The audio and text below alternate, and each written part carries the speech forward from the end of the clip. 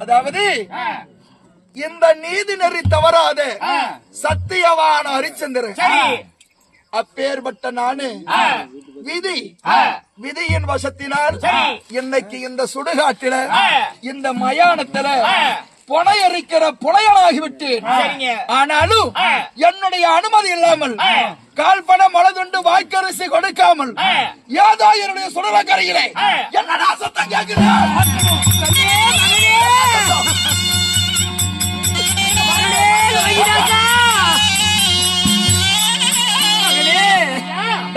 யாரோ ஒரு பெண்மணியாகப்பட்டது ஒரு பாலகரை வைத்துக் கொண்டு மகனே மகனே அழுது கொண்டிருக்கிறாங்க. என்னை அறியாமல் எவள் வந்தது உள்ளே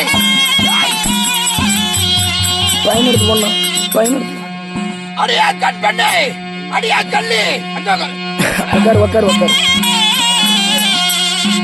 அரடி கல்லி ஆயமாயடு காட்டில் வந்து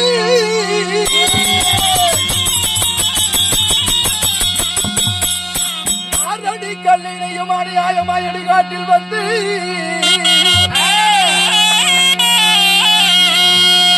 மைந்தனை மடியில் போட்டு மாரடித்து புலம்புவது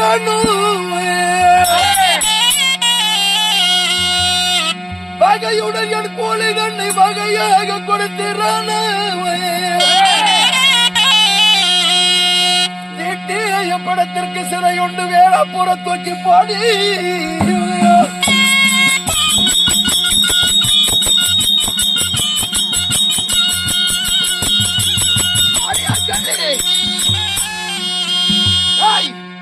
என்னுடைய அனுமதி இல்லாமல் இந்த இடுகாட்டிற்கு சுடுகாட்டிற்கு எவரும் உள்ள வர முடியாது. என்னுடைய எஜமானாகிய வீரபாகு தோட்டிக்கு காப்பணம் முழுதுண்டு வாய்க்கரிசி கொடுக்காம யாரடி இந்த பிள்ளைய போட்டுக்கிட்டு புலம்பிக்கிட்டு இருக்கிற? என் மகனாகப்பட்டவன் பாம்பு கட்டி கடித்து இறந்து விட்டான். என் கையிலே பணம் ஏதும் கிடையாது. கால் பணம் முளந்துண்டு வாய்க்கரிசி வட்டி கறிப்பிட்டு எதுவும் கொடுப்பதுக்கு என்னால முடியாது. முடியாது சுவாமி. அடியா கள்ளி சுவாமி, அடியா பணத்தையா போற தூக்கடி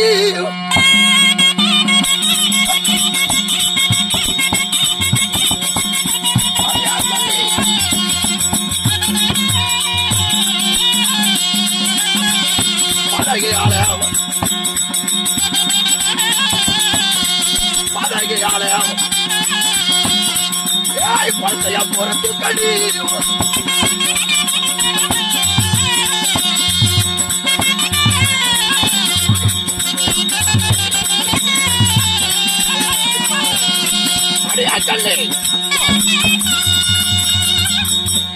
மரியாதையாக சொல்கிறேன்.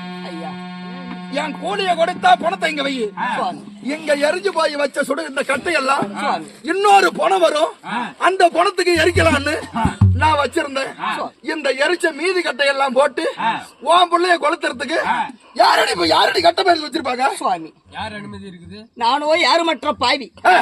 என் மகனை எரிப்பதற்கு யார் உதவியுமே இல்லாமல் என்னால் இயன்றவரை நான் எடுத்து விட்டு பணம் கொடுறி. பணம் கொடுத்தா பிள்ளை வை. என் கையில் கொடுப்பதற்கு ஏதொன்றும் கிடையாது சுவாமி. உங்ககிட்ட ஒண்ணும் இல்ல? எதுவுமே கிடையாது சுவாமி. ஏண்டி சுவாமி பொய்யாடி சொல்ற? அடியாய் அடிவா கழுத்துல தொங்குதடி தாலி.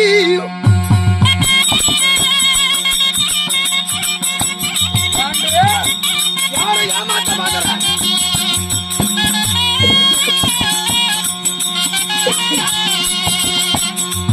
அடியா கழுத்து தாருவா எந்த கூலி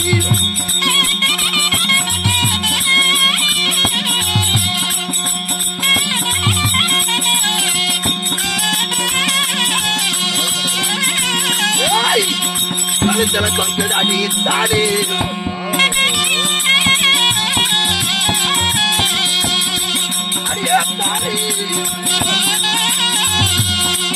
அதே கழிச்சு தருவா எந்த கூலியும்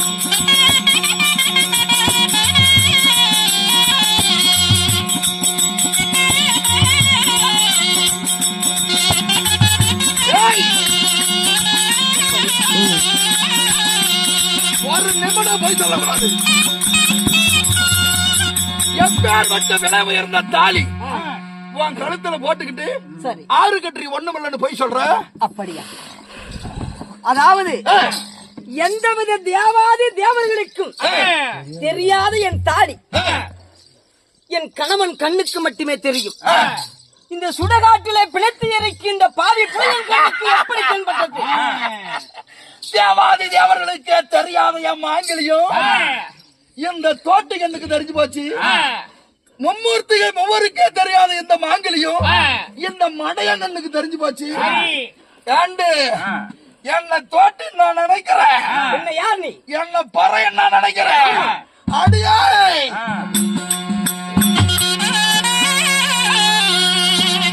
அது பறைய நல்ல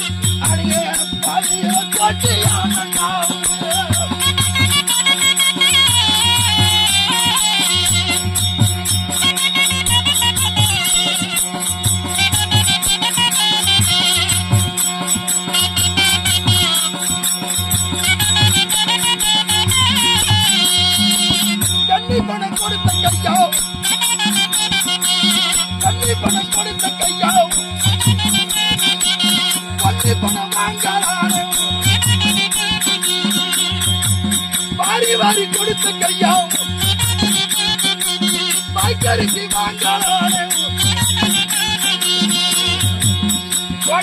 தோட்டு இல்லடி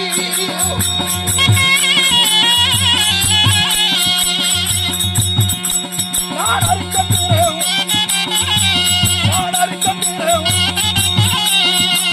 பாதைய தோட்டு யானடி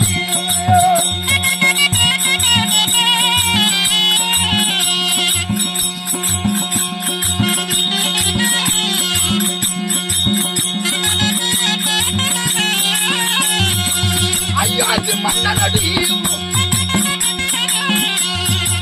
அரிக்கத்தை வைத்த பேரையும் ஐயாச்சி மன்னனடி அரிக்கத்தை வைத்த பேரையும் பாதைய கோட்டையானடி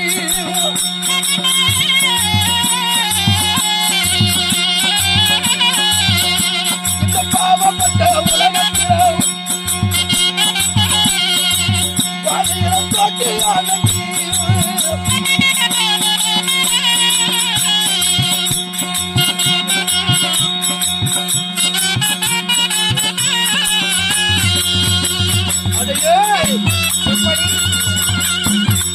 என்னை தோட்டி என்றும் என்ன புலையன் என்றும் என்ன மடையன் என்றும் சொல்லுகிறையே. நான் ஆதியிலும் தோட்டி இல்லை, என் சாதியிலும் தோட்டி இல்லை. கொடகிரி அயோத்தி மன்னனாகிய திருசங்கு மன்னனுடைய குமாரன் சத்தியவான் ஹரிச்சந்திரன்.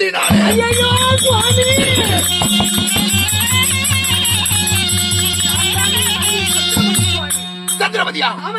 ஜந்தியாவியா? சரி இருக்கட்டும் சுவாமி, இருக்கட்டும்.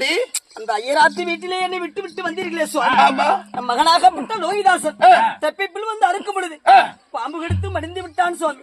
நம்முடைய மகனா? அவனை கொல்லவே பணம் இல்லாமல் இப்பேற்பட்ட வேலைக்கு வந்தேன் சுவாமி. நான் சந்திரமதி மகன் என்று மனம் கலங்கி விடுவான் என்று நினைக்கிறாயோ? அடியே, என் பெற்ற மகனாயிருந்தாலும் பரவாயில்ல, என் எஜமா என்ன கூலி கொடுத்து விலைக்கு வாங்கி இருக்கிறார்.